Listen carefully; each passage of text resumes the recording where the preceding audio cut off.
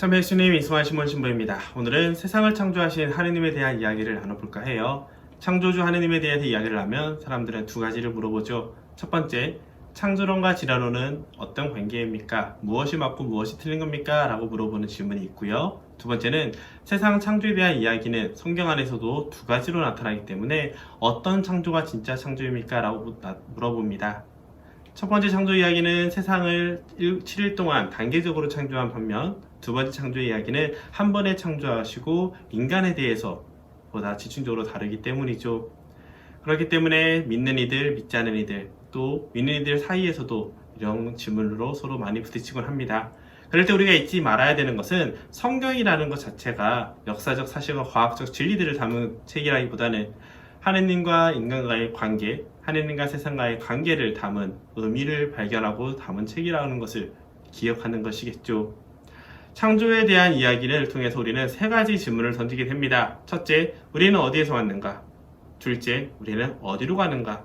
세 번째, 그렇다면 우리의 삶의 목적은 무엇인가? 이 세 가지에 대한 질문을 답하는 것이 창조 이야기라고 보시면 될 거예요.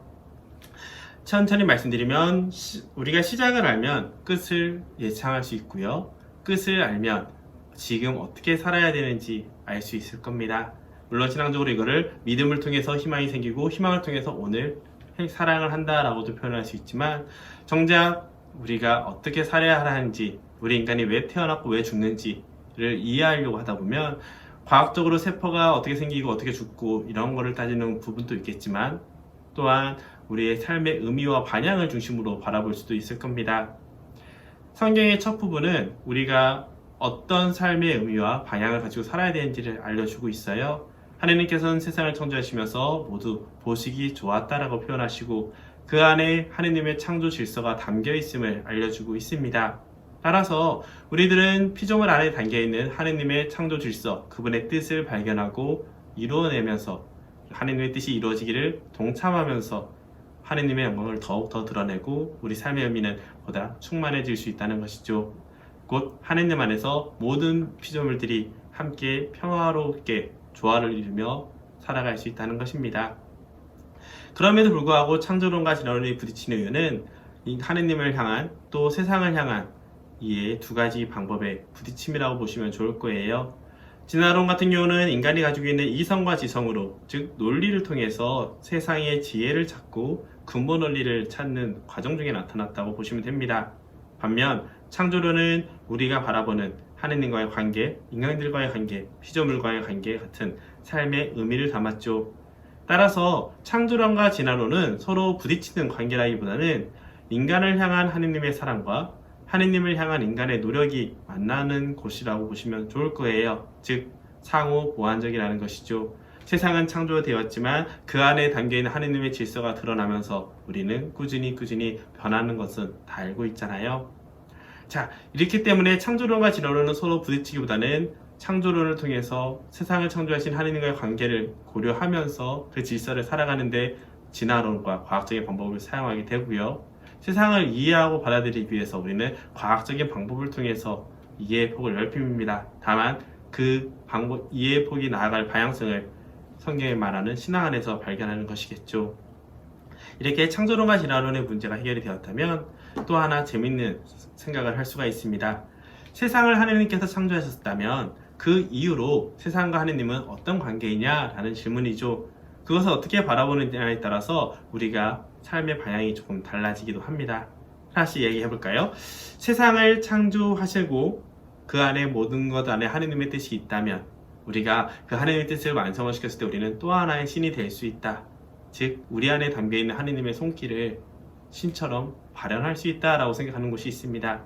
흔히 뉴에이지 쪽 가르침이라고 하는데 영지주의라고도 초세계 이단도 있었고요. 하지만 문제는 우리가 수련을 통해서 깨달음을 얻고 깨달음을 통해서 우리도 하나의 신이 될 수 있다고 하면 너도 맞고 나도 맞는 이런 상대주의의 위험성에 빠지게 됩니다. 즉 절대적인 기준이 아닌 상대적인 관계 안에서 너와 나는 철저하게 투쟁하는 관계가 되겠죠. 그렇기 때문에 그리스도교는 이런 관계는 아니다. 우리는 하느님의 영원한 생명에 참여한다고 해서 절대적인 기준인 하느님을 두게 되고요. 세상 안에 담겨 있는 것은 하느님 그 자체가 아니라 하느님의 뜻, 섬길이라는 흔적이라고 표현을 합니다. 두 번째로 세상은 하느님께서 어떤 원리로서 존재한다 라고 말하는 사람도 있는데요. 이런 거는 동양의 사상과도 연결이 될 겁니다. 만약 이 경우처럼 원리로만 존재한다면 우리는 태어났고 죽은 후에 자연스럽게 사라지게 됩니다. 즉 내세에 대한 관념이 없어지겠죠. 그러면 자연스럽게 지금 당장 먹고 사는 거에만 집중하게 될 뿐 인생 전체적인 의미를 바라볼 수 없겠죠. 따라서 우리의 삶의 목적을 잃어버릴 수가 있습니다. 있어도 그만 없어도 그만인 그냥 자연스럽게 살다가 떠나는 그런 존재가 될 수 있겠죠. 따라서 우리 그리스도교는 우리가 죽은 후에는 다시 하느님께로 돌아간다고 가르치면서 살아있는 동안 하느님의 뜻을 따라 살 것을 제시하는 겁니다. 세 번째로 세상을 하느님이 창조하셨지만 그것을 관계하지 않는 것처럼 보이는 건 무엇일까? 세상에 악이 많고 어려운 일이 있음에도 불구하고 하느님이 개입하지 않은 이유는 무엇일까? 이렇게 얘기하는 사람도 있는데요. 이것은 저번 영상에 나왔던 악에 대한 기준을 가지고 어떻게 판단하냐에 대한 이야기를 참고하시면 좋을 것 같아요. 다만 한 가지 더 알아두셔야 되는 것은 하느님께서는 세상을 창조하셨지만 그대로 버려두는 것이 아닙니다. 오히려 우리 인간들에게 가장 큰 선물을 주셨기 때문에 오히려 우리가 봤을 때는 관여하지 않는 것처럼 보이는 것이죠. 그 선물은 바로 자유의지입니다. 내가 먹고 싶을 때 먹고 어떤 일을 하고 싶을 때 하고 올 수 있는 이런 선택권이죠. 만약 우리가 어떤 선택권 없이 그저 프로그래밍화 되어 있는 대로 존재하고 움직이고 살아가는 존재라면 그렇다면 우리는 기계와도 다를 바가 없을 겁니다.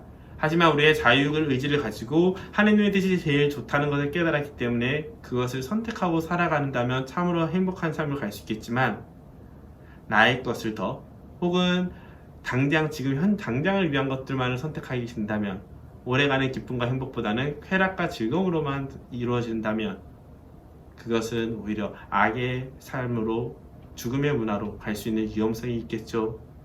따라서 하느님의 계시를 통해서 그분의 뜻을 알게 된 우리 신앙인들은 우리 모두 하느님의 뜻에 동참할 것을 그래서 자유의지로 기꺼이 하느님께 따를 것을 우리는 제시하게 됩니다. 또 마지막으로 이런 얘기도 있어요. 물질 세계와 영적 세계가 나눠져서 하느님이 계신 영적 세계로 우리는 가야 된다. 즉 우리가 지금 육신을 빨리 벗어버리고 하느님께 가야 된다라는 말이 있는데요.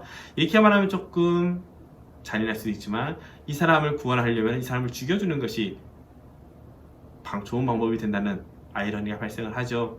따라서 우리 그리스도교는 육체와 영혼 무엇 하나 하찮은 것이 없고 모두가 중요하면서 그 두 개가 온전히 함께할 때 우리는 온전한 사람이라고 표현을 합니다. 하나님께서도 기꺼이 우리를 위해서 우리를 사랑하기 때문에 인간으로 오셨다는 것을 기억하시겠죠. 따라서 육과 영은 하나이고 물질 세계와 영적 세계가 어떤 세계가 더 우월하다는 개념보다는 하느님께서 창조하신 모두가 사랑하는 질서가 담겨있는 곳이라는 것 기억하면 좋을 것 같습니다. 네, 이렇게 오늘은 창조에 대한 이야기를 나눴고요. 다음 시간부터는 예수 그리스도에 대한 이야기들을 조금씩 나눠보도록 하겠습니다. 오늘도 들어주셔서 감사합니다.